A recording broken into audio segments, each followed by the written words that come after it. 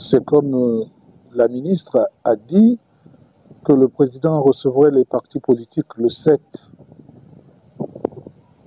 juin et que le 8 mai au 18 mai, ce sera les commissions. Or, elle a dû se tromper, et je crois que vous avez rectifié de vous-même, pour dire qu'à partir du 8 juin au 18 juin, les commissions pourront se mettre en place sur les partis politiques et autres. Enfin, je suppose qu'elle s'est trompée. S'il n'y a pas de lieu de rectificatif, il est difficile que le 8 juin prochain commence la mise en place de la commission. Mais tout cela est à préciser parce que ça fait un peu confus. Toujours est-il que je félicite le nouveau chef d'État et les nouvelles autorités qui viennent d'être mises en place et leur souhaite bon vent. Vous savez que quand on est élu à 94,85%, on a de très lourdes responsabilités. Et que ces responsabilités sont sous-tendues par les promesses faites à un peuple qui a toujours bu comme du petit lait les promesses des différents chefs d'État. Il n'en réchappe pas cette fois-ci, mais il faut donc souhaiter tout simplement bon vent aux nouvelles autorités. On juge le maçon au pied du mur, qu'il fasse mieux que les autres, pour que le peuple gabonais puisse apprécier. Seulement, en tant que chef de parti, je vous dis tout de suite que ce pays nous appartient à nous tous et que si ces autorités venaient à bien travailler, ils recevront, si ce n'est mon soutien exprimé, mais mon silence, puisque qui ne dit rien consent. Mais s'ils venaient à faire en sorte qu'ils marchent sur la même voie que tous les autres prédécesseurs, il conviendrait de compter sur moi pour que je puisse apporter une voix dissonante pour dénoncer les travers en mon nom personnel et au nom d'une population qui n'aura pas les moyens de s'exprimer. Le PSD sera de la partie. J'en profite pour dire que tout ce qui a été fait avant n'a pas été mal fait.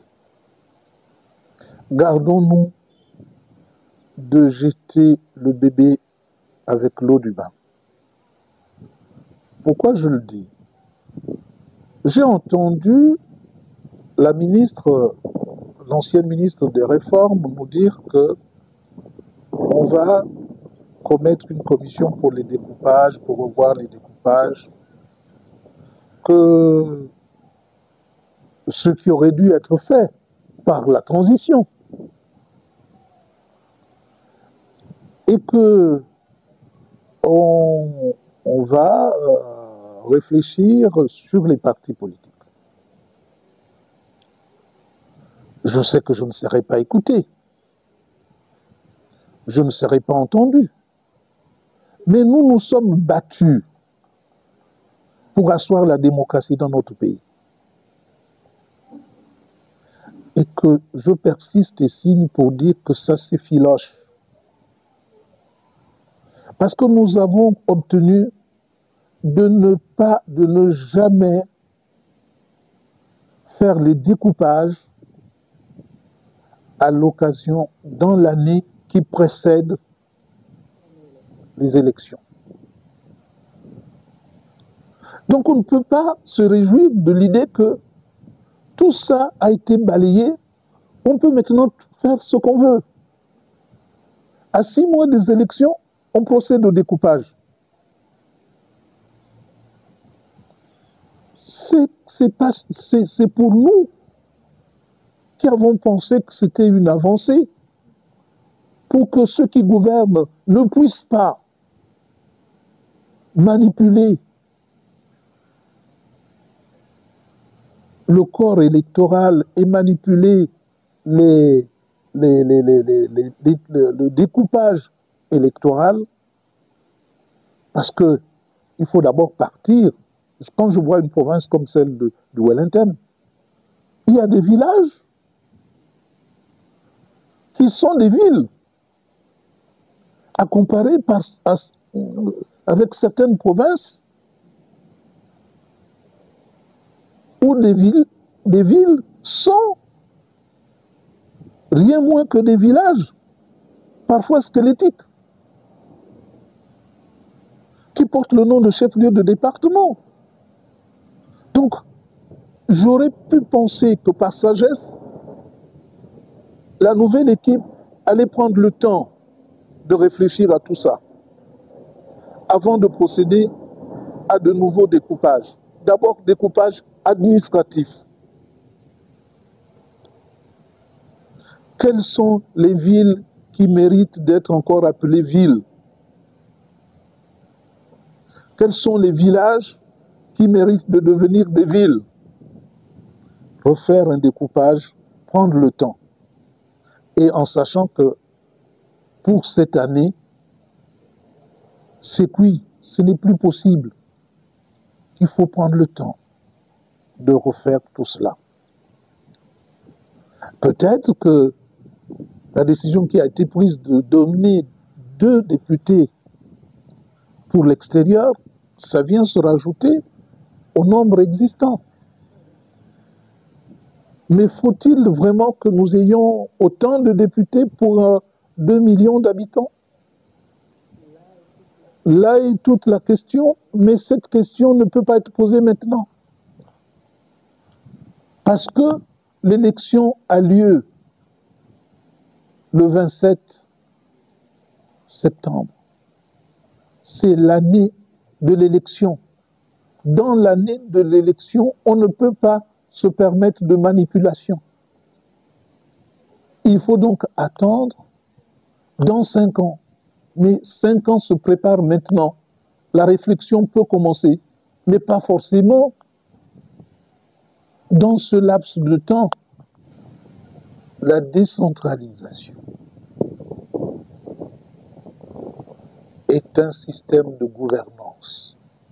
Les gens parlent de décentralisation, mais moi, j'exclus l'idée de décentraliser pour décentraliser. Si les représentants du chef de l'État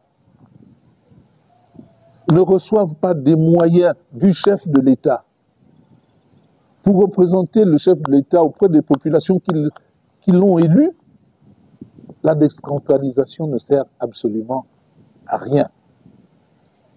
Revenir aux fêtes tournantes comme ce fut le cas avec Omar Bongo, alors qu'on a exécré Omar Bongo, c'est faire du Omar Bongo sans Omar Bongo. Ça veut dire qu'il a bien fait.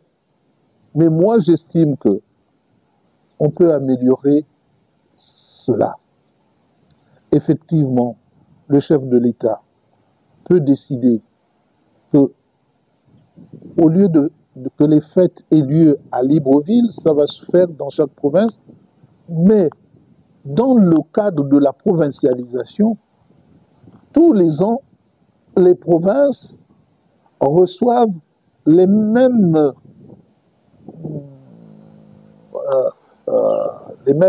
contributions, les mêmes moyens, et que le chef de l'État peut dire, bon, on va à l'occasion vérifier dans telle province, on passe la fête, on fait la fête, ce qui se passe, en attendant que les autres continuent aussi à travailler.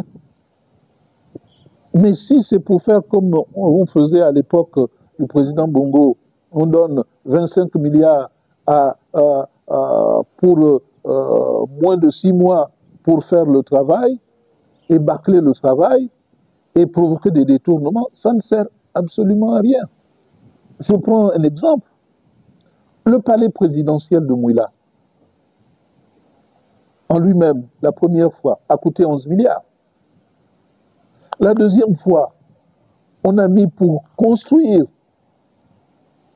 la salle de réception 6 milliards. Ça veut dire que le président de la République, en tant qu'institution, lui tout seul, a pris 17 milliards. Tu donnes d'une main, tu reprends de l'autre. Ça sert à quoi? Mais si les fonds sont donnés à ceux qui sont à côté du feu, qui écoutent le bruit de la marmite et qui représentent le chef de l'État, et qui ne font pas que le représenter pour faire des notes de renseignement, mais qui interviennent au nom du chef de l'État tous les jours, donc il faut des budgets qui soient prévus pour les autorités déconcentrées. Et il faut encore de l'argent pour les autorités décentralisées avec les missions spécifiques qui seront désormais allouées à ces autorités-là, parce que pour l'instant, la mission allouée aux autorités décentralisées, c'est le ramassage des chiens, des cadavres de chiens. Et pour cela, pour faire un peu de propriété, on alloue 50 millions par an, ce qui est dérisoire pour la gestion d'une commune. Et peut-être Ndonsima, président du Conseil économique et social. Il faut... Moi, je voyais les choses se mettre ainsi. Mais, écoutez, d'abord, je leur souhaite, comme je l'ai dit, bon vent. Ce sont des Gabonais. Espérons qu'ils vont travailler. Espérons qu'ils auront les coudées franches. Je sous-entends que le système présidentiel est un système qui nous conduit à ce que le président de la République soit le seul à prendre un certain nombre de décisions. Je l'ai entendu dire à ses conseillers de trouver les moyens de confier les charges du Premier ministre au vice-président du gouvernement. Faux! Le vice-président du gouvernement n'a pas à prendre les charges du Premier ministre, chef du gouvernement. Le chef du gouvernement, c'est le président de la République. Il fallait y penser avant. Et la Constitution prévoit qu'il n'est là que pour coordonner l'action du gouvernement. Il n'a pas à faire de déclaration de politique générale. Il est là, il est vice-président du gouvernement, coordonne l'action, sans en être le chef. Quel attribut autre que vous vouliez lui confier que la Constitution ne lui a pas confié? Comment voulez-vous qu'on aille à l'encontre de la Constitution? Que le gardien de cette Constitution, la clé de voûte des institutions, demande à ce qu'on donne les attributs du Premier ministre au vice-président du gouvernement. Et Madame la ministre, ancienne ministre de la Refondation, de repréciser que la Constitution prévoit les missions du vice-président du gouvernement. C'est la coordination de l'action gouvernementale. Un point trait. Bon, moi, je n'attends rien, personnellement, de ce gouvernement. S'il y avait quelques mérites, c'est d'attendre les élections législatives et sénatoriales pour peut-être demander à ceux qui auront à voter les lois quelle est leur position par rapport au président de la République, s'ils le soutiennent ou ne le soutiennent pas, s'ils participent ou ne participent pas à un gouvernement qui ne dépend pas d'ailleurs, qui ne dépend plus des résultats des élections. Nous sommes dans un système présidentiel, n'est-ce pas? Mais il est difficile de penser, comme aux États-Unis, que le président peut être minoritaire et que les choses vont aller comme à l'an 40. Aussi, ce que le président décidera de nommer au gouvernement, ce seront des citoyens gabonais. Et il les nommera sans l'avis des partis politiques. Je suppose. Parce que ce gouvernement, ses autorités, pour l'instant, ne reconnaissent pas les partis politiques.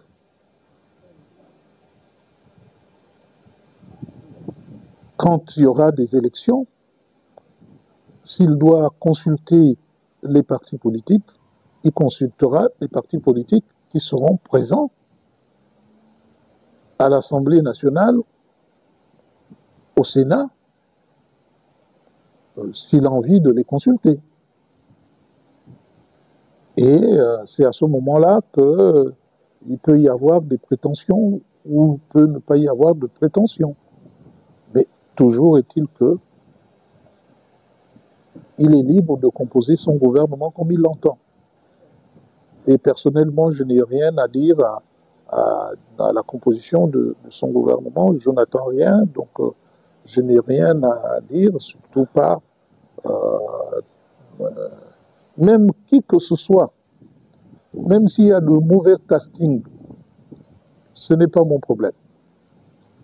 Mon problème, c'est de souhaiter que, quels que soient ceux qui sont à la tête de l'État, au gouvernement, à la tête des ministères, qu'ils travaillent pour l'intérêt des Gabonaises et des Gabonais. C'est tout ce qui m'intéresse. Et qu'ils me laissent à moi la liberté de faire ce que je veux pour le développement de mon pays. Le seul mot de fin, c'est qu'il ne faut pas estimer, mais ce mot de fin et les conclusions que je vais donner, il ne faut pas espérer que la politique se fasse seulement par ceux qui ont eu le pouvoir. Ça doit se faire avec la participation de tous. Quand on parle d'inclusion, on parle de tous les Gabonais. Et il faut se battre. Il y a plusieurs pans de pouvoir. Si vous n'êtes pas dans l'exécutif, il faut vous préparer à être dans le pouvoir législatif pour apporter votre contribution